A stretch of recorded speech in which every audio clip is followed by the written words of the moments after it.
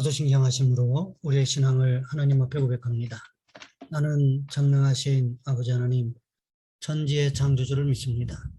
나는 그의 유일하신 아들 우리 주 예수 그리스도를 믿습니다.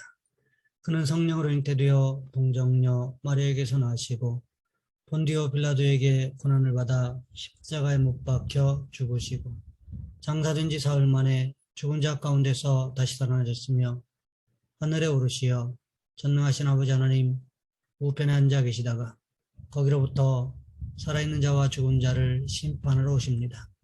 나는 성령을 믿으며 거룩한 공교회와 성도의 교제와 죄를 용서받는 것과 몸의 부활과 영생을 믿습니다. 아멘. 찬송가 423장입니다.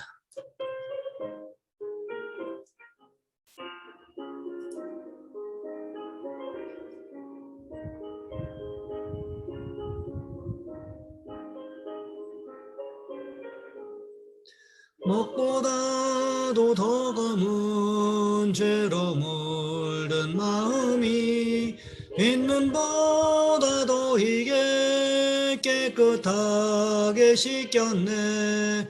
주의 보혈 흐르는데 믿고 뛰어나가 주의 은혜 내가 입어 깨끗하게 되었네. 모든 의심 걱정과 두려움이 사라져 슬픈 탄식 변하여 기쁜 찬송 되었네. 주의 보혈 흐르는데 믿고 뛰어나가 주의 은혜 내가 입어 깨끗하게 되었네.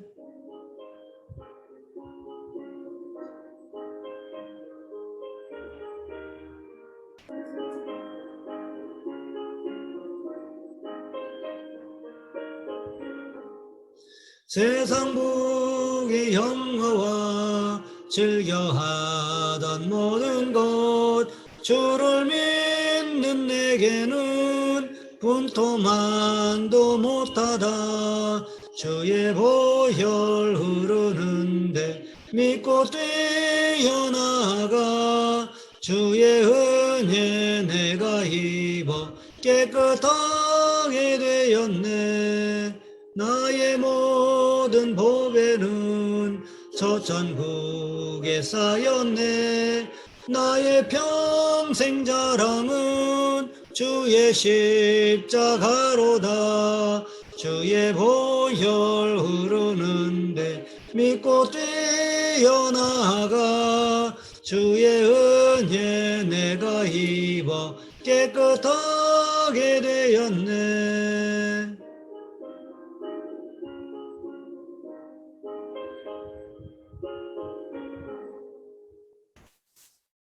오늘 말씀 열왕기하 14장에서 보겠습니다. 열왕기하 14장 7절로 16절까지 말씀입니다. 제가 가진 성경은 구약성경 586쪽에 있습니다. 제가 봉독해 드립니다. 아마샤가 소금 골짜기에서 에돔 사람 10,000명을 죽이고 또 전쟁을 하여 셀라를 취하고 이름을 욕되리라 하였더니 오늘까지 그러하니라. 아마샤가 예후의 손자 여호아스의 아들 이스라엘의 왕 요아스에게 사자를 보내 이르되 오라 우리가 서로 대면하자 한지라. 이스라엘의 왕 요아스가 유다의 왕 아마샤에게 사람을 보내 이르되 레바논 가시나무가 레바논 백향목에게 전가를 보내어 이르기를 내 딸을 내 아들에게 주어 아내로 삼게 하라 하였더니 레바논 들짐승이 지나가다가 그 가시나무를 짓밟았느니라. 내가 에돔을 쳐서 파하였으므로 마음이 교만하였으니 스스로 영광을 삼아 왕궁이나 내 집으로 돌아가라. 어찌하여 화를 자초하여 너와 유다가 함께 망하고자 하느냐 하나. 아마샤가 듣지 아니하므로 이스라엘의 왕 요아스가 올라와서 그와 유다의 왕 아마샤가 유다의 벳세메스에서 대면하였더니 유다가 이스라엘 앞에서 패하여 각기 장막으로 도망한지라. 이스라엘 왕 요아스가 벳세메스에서 아하시아의 손자 요아스의 아들 유다 왕 아마샤를 사로잡고 예루살렘에 이르러 예루살렘 성벽을 에브라임 문에서부터 성 모퉁이 문까지 400규빗을 알고 또 여호와의 성전과 왕궁 곳간에 있는 금은과 모든 기명을 탈취하고 또 사람을 볼모로 잡고서 사마리아로 돌아갔더라. 요아스의 남은 사족과 그의 업적과 또 유다의 왕 아마샤와 싸운 일은 이스라엘 왕 역대지략에 기록되지 아니하였느냐. 요아스가 그의 조상들과 함께 잠에 이스라엘 왕들과 사마리아에 함께 장사되고 그의 아들 여로보암이 대신하여 왕이 되니라. 아멘. 오늘 본문의 말씀을 가지고 아마샤의 잘못된 판단이라는 제목으로 함께 말씀을 살펴보겠습니다. 인간과 초인이라는 책으로 세계적인 극작가가 된 조지 버나드 쇼가 하루는 영국 사회를 관찰하다가 잘못된 사회의 일면을 보게 되었습니다. 그것은 미켈란젤로의 작품을 좋아하는 사람들이 로댕의 작품은 굉장히 싫어한다는 것이었습니다. 그래서 버나드 쇼는 이런 사람들의 편견을 교정하기 위해 계획을 세웁니다. 집에서 큰 파티를 열고 미켈란젤로의 작품을 좋아하는 사람들만 골라서 초청을 한 것입니다. 만찬이 무르익어갈 무렵 버나드 쇼가 나와서 마이크를 잡고 이렇게 말합니다. 여러분, 잠시만 기다려 주십시오. 제가 아주 귀한 작품을 하나 보여드리겠습니다. 그리고는 방에 들어가 조각 한 점을 가지고 나와 세워놓고 이렇게 말합니다. 멋있지 않습니까? 그 유명한 로댕의 작품입니다. 순간 장내는 조용해졌습니다. 이내 사람들은 웅성거리기 시작했습니다. 이어 편견에 사로잡힌 사람들의 따가운 비평이 쏟아집니다. 조각이 왜 이래? 구조도 엉망이고 조형미라고는 찾아볼 수가 없네. 온갖 비난이 쏟아질 무렵 버나드 쇼는 다시 마이크를 잡았습니다. 그리고는 당혹스러운 표정으로 이렇게 말했습니다. 아, 죄송합니다. 제가 그만 실수했습니다. 작품을 잘못 가지고 나왔습니다. 이 조각은 로댕의 작품이 아니라 미켈란젤로의 작품입니다. 살아가면서 반드시 버려야 할 죄악 가운데 하나가 있다면 그것은 바로 잘못된 판단일 것입니다. 잘못된 판단은 더불어 살아가야 할 사람과의 관계를 파괴하고 우리의 행복마저 무너뜨리기 때문입니다. 그러나 잘못된 판단만큼 버리기 힘든 것도 없습니다. 왜냐하면 사람들은 잘못된 판단이 그렇게 큰 죄악이라고 생각하지 않기 때문입니다.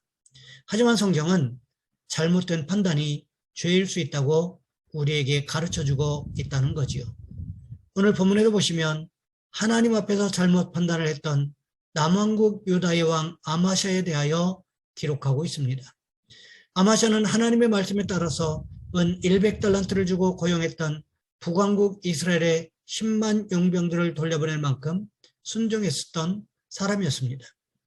그런데 에돔과의 전쟁에서 대승을 거둔 후에 어떻게 됩니까? 그는 갑자기 180도 돌변해서 에돔에서 우상을 가져오게 되고 하나님 대신 우상을 섬기게 되었다는 것입니다. 그러면서 어떻게 했습니까? 오늘 본문 8절 말씀해 보시면 이렇게 기록하고 있습니다. 아마샤가 예후의 손자 여호아스의 아들 이스라엘의 왕 요아스에게 사절을 보내 이르되 오라 우리가 서로 대면하자 한지라. 여기서 대면하자는 이야기는 한번 싸워보자는 뜻을 가지고 있습니다. 유대 역사가 요세푸스에 의하면 아마샤가 북왕국 이스라엘의 요아스에게 남쪽 유다에게 복종하라고 편지를 보냈다고 합니다. 그리고 복종하지 않을 때에는 칼로 해결하겠다고 했다는 거지요. 생각해 보시기 바랍니다. 북왕국 이스라엘에 은 100달란트를 주고 용병 10만 명을 고용했던 것이 바로 남왕국 유다의 아마샤가 했던 일이었습니다. 그런데 에돔과의 전쟁에서 승리했다고 어떻게 말하고 있습니까? 북왕국 이스라엘을 무력으로 정벌하겠다고 큰 소리치고 있다는 거지요. 그 배후에는 무엇이 있었습니까? 에돔을 이겼다고 하는 자신감이 숨어 있었다는 거지요. 아마샤는 아마도 북왕국 이스라엘과의 통일을 자기 손으로 이루어보겠다는 야심이 있었던 것 같습니다. 나라가 점점 견고해져 가고 왕위가 견고해져 가기 시작하니까 나라 안에 반대할 사람도 없었다는 거지요. 이런 편지를 받고 이스라엘 왕 요아스는 어떻게 말했습니까? 오늘 본문 9절과 10절 말씀해 보시면 이렇게 기록하고 있습니다. 이스라엘의 왕 요아스가 유다의 왕 아마샤에게 사람을 보내 이르되 레바논 가시나무가 레바논 백향목에게 전가를 보내어 이르기를 내 딸을 내 아들에게 주어 아내로 삼게 하라 하였더니 레바논 들짐승이 지나가다가 그 가시나무를 짓밟았느니라. 내가 에돔을 쳐서 파하였으므로 마음이 교만하였으니 스스로 영광을 삼아 왕궁이나 내 집으로 돌아가라. 어찌하여 화를 자취하여 너와 유다가 함께 망하고자 하느냐 하나. 이스라엘 왕 요아스는 아마샤에게 비유로 이야기하기 시작합니다. 내용을 요약하면 무엇입니까? 내가 지금 에돔을 정복했다고 그렇게 기고만장하고 있는데 내가 보기에는 너는 레바논의 가시나무에 지나지 않는다.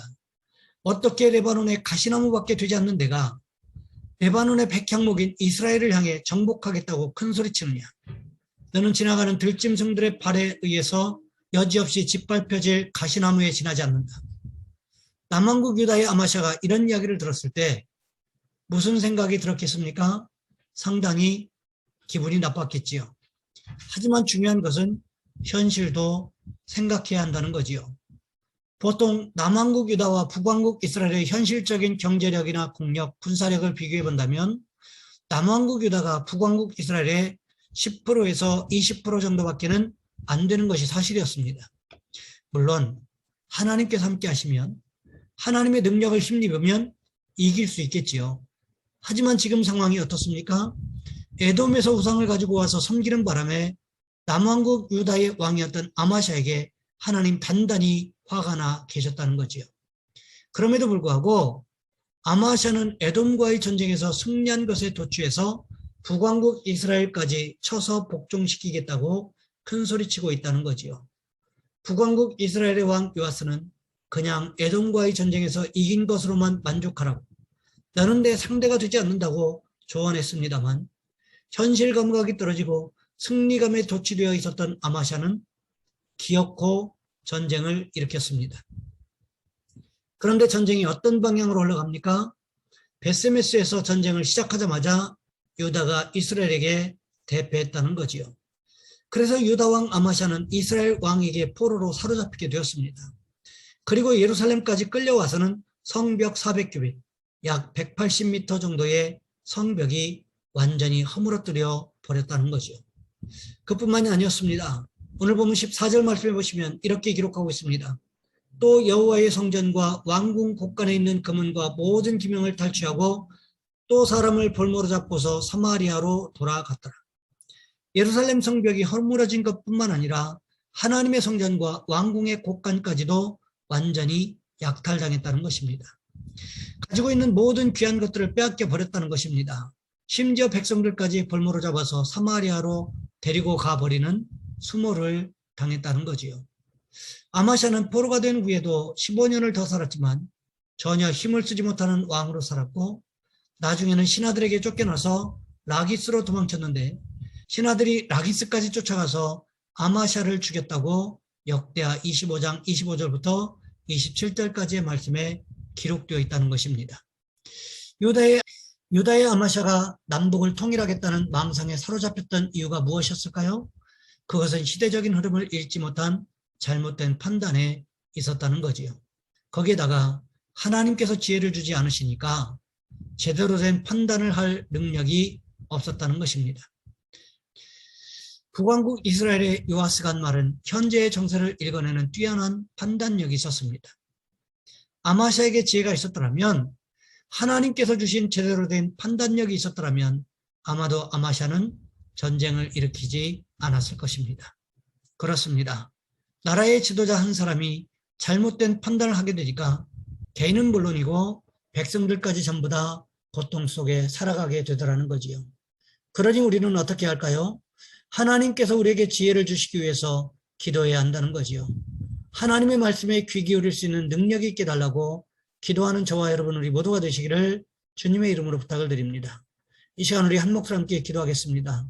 하나님, 우리에게 하나님의 말씀에 귀 기울일 수 있는 능력과 지혜를 허락하여 주옵소서. 또한 기도하실 것은 우리 교회가 선교하는 선교사님과 교회들을 위하여, 이를 위하여 기도로 중보하고 물질로 헌신하는 우리 성도들을 위하여 이 시간 우리 주여 한번 간절히 부르신 후에 한 목소리 함께 기도합니다. 주여, 사랑의 하나님, 우리를 도와주시기를 원합니다.